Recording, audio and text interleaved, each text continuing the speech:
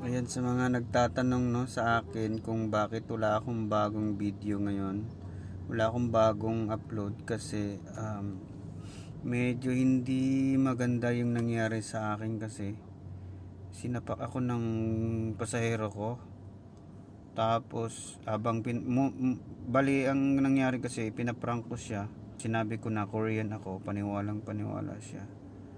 Tapos yung tinuruan niya ako magtagalog, lahat-lahat, mga chinchanso, mga tudamon.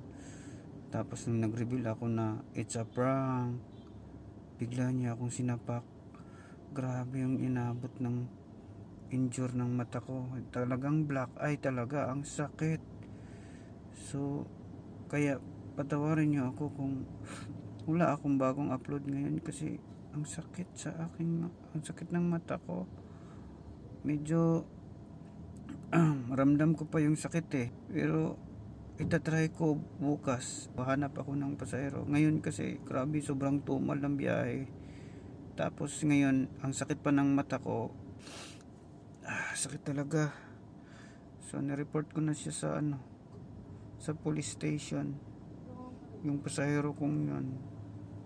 At papagamot daw niya. Hanggang ngayon hindi pa rin niya ako pinapagamot. Pinaprank niya yata ako.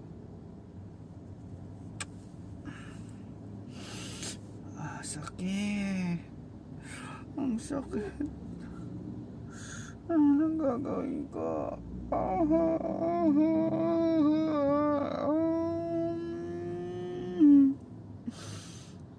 It's a prank.